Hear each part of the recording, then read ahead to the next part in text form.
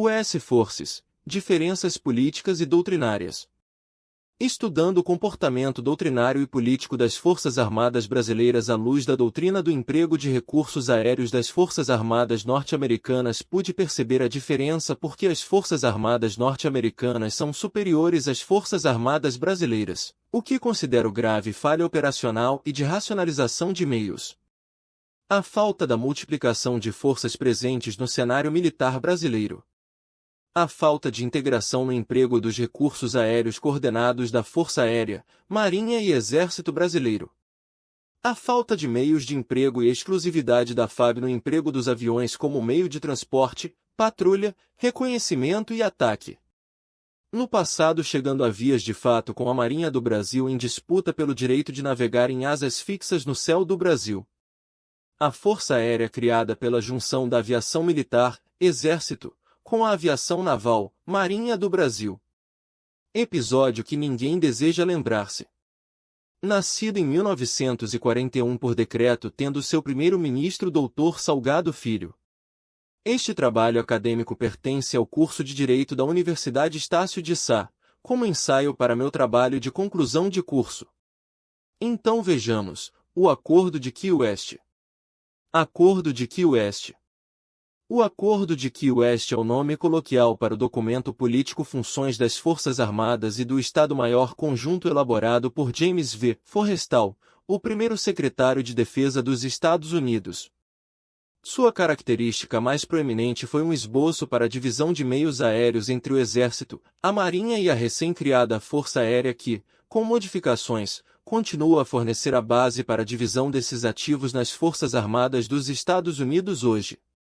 O esboço básico para o documento foi acordado em uma reunião dos chefes de serviço dos Estados Unidos que ocorreu de 11 a 14 de março de 1948 em Key West, Flórida, e foi finalizado após reuniões subsequentes em Washington, D.C. O presidente Harry S. Truman aprovou o acordo em 21 de abril de 1948, que foi revisado em 1954 pelo governo Dwight D. Eisenhower. Antecedentes. O Acordo de Key West é uma versão revisada de uma coleção de documentos aprovados pelo presidente Harry S. Truman, e a versão mais popular também. Inicialmente, o secretário Forrestal disse ao general Omar N. Bradley, logo após este se tornar chefe do Estado-Maior do Exército em fevereiro de 1948, que o grande porta-aviões já havia sido aprovado e seria construído. O secretário Forrestal, no entanto, concluiu que havia chegado a hora de decidir as funções e missões básicas da aviação em cada serviço e qual ramo controlaria quais ativos. Em 11 de março de 1948, ele reuniu o Estado-Maior Conjunto em Key West, Flórida, para discutir os papéis e missões. Como orientação básica, Forrestal exigiu que os três serviços reconhecessem a necessidade de apoio mútuo das missões legais um do outro.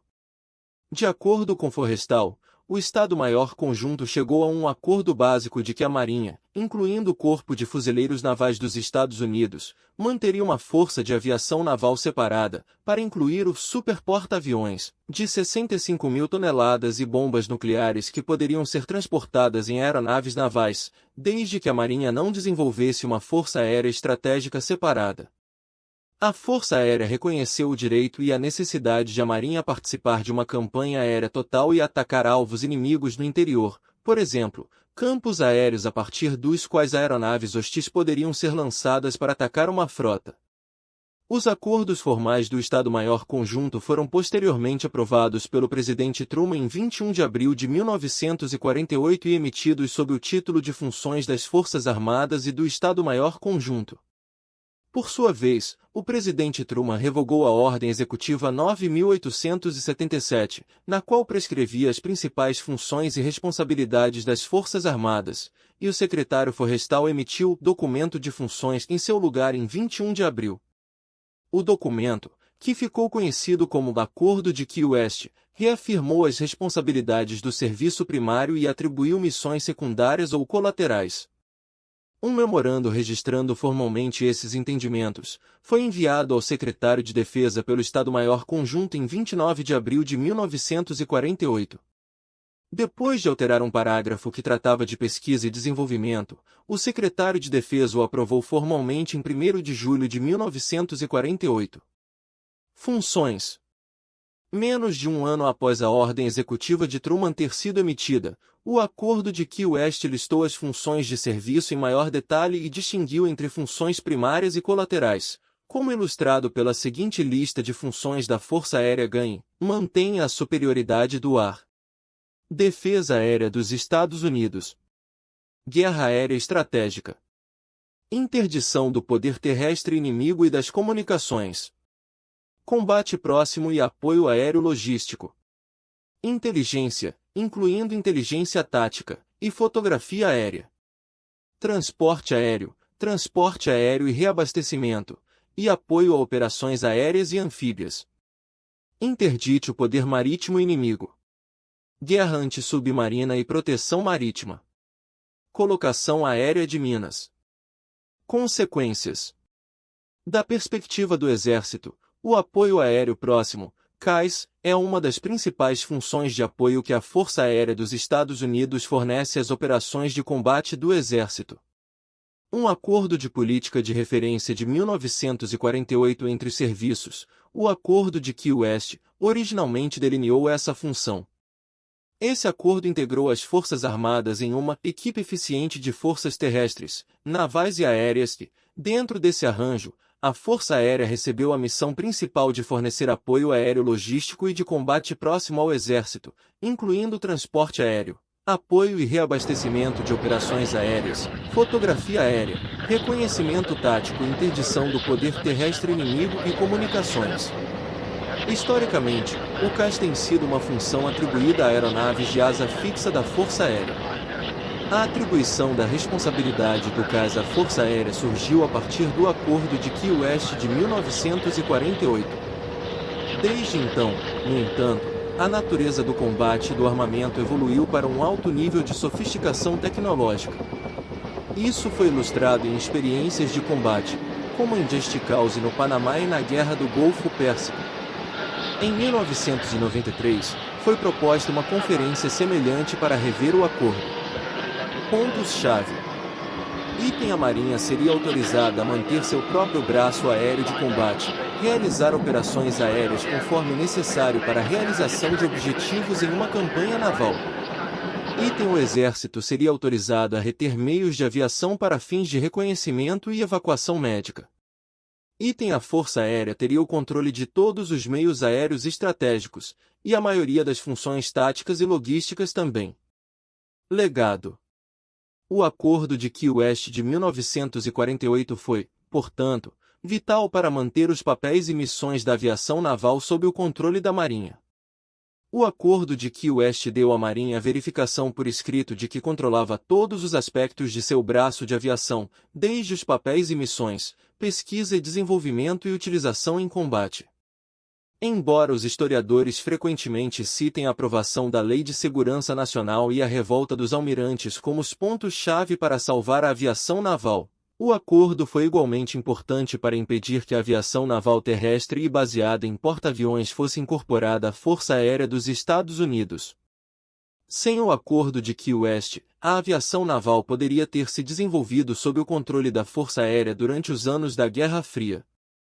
Os termos do Acordo de Key West foram considerados uma tremenda vitória para a Marinha.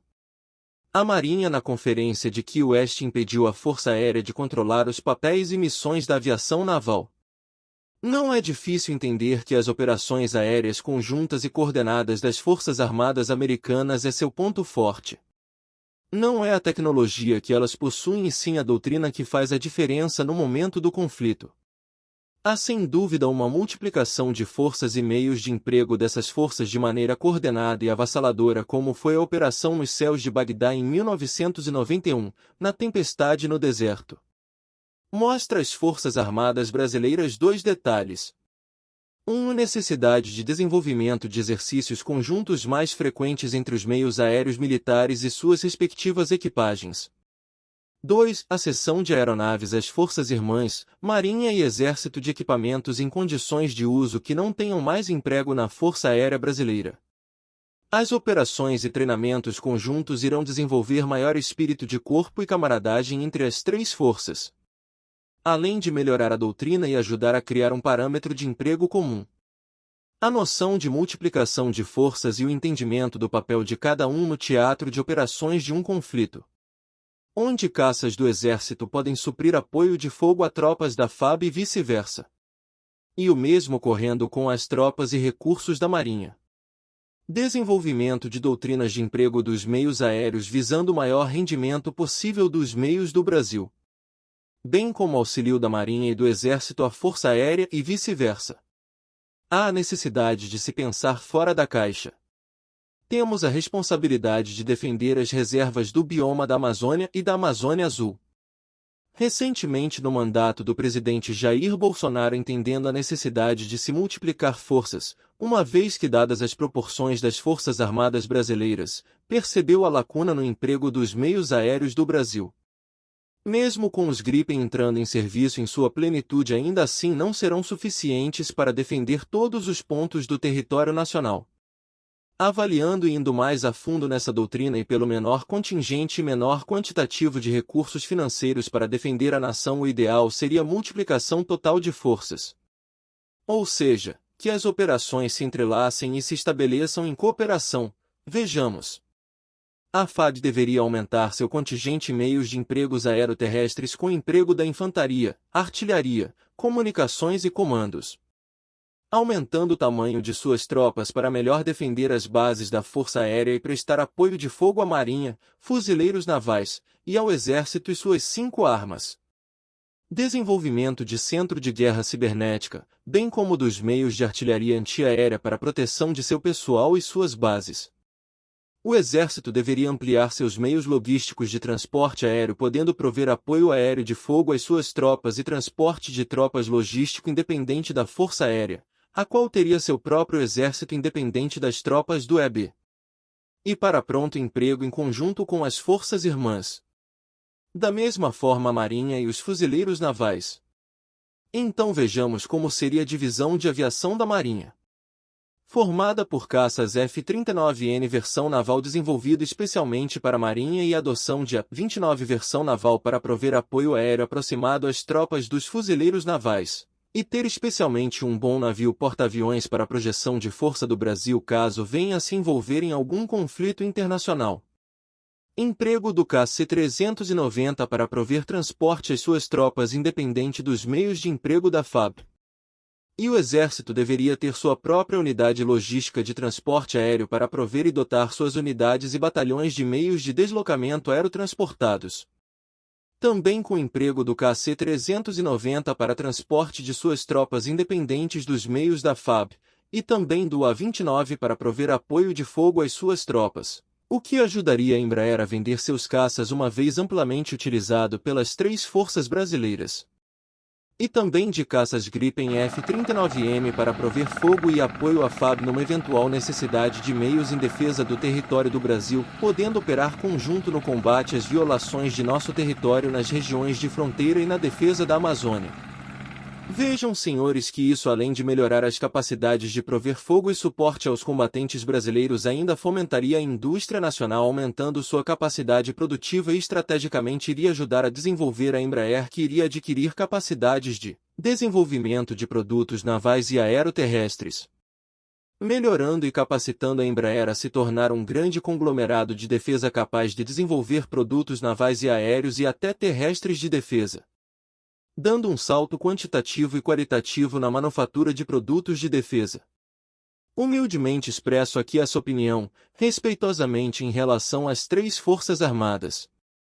Mas é uma posição por mim defendida, por uma pátria a qual desejamos ver o Brasil forte, capaz de enfrentar quaisquer ameaças externas e internas em defesa de sua população. Não é um desvario, mas sim a preparação de um trabalho acadêmico de pesquisa para concluir um TCC na conclusão do curso de Direito, preparando-me para a defesa desta tese doutrinária. Quiçá um dia seja possível contemplar tamanha transformação do Brasil em todas as áreas, a começar por uma educação pública para todos e de altíssima qualidade. de formas a que as Forças Armadas possam ter suas diretorias de pesquisa e de educação reformadas, podendo aproveitar o currículo dos cidadãos pela alta qualidade do ensino, contrário ao que vem ocorrendo hoje. Uma reserva de mercado para os militares da ativa de carreira e temporários com investimentos maciços em educação, possibilitando a indústria de defesa poder preparar e aproveitar essa excelente mão de obra, disciplinada que sai da tropa. Essa é uma forma real de combate à violência através da capacitação dos meios do país.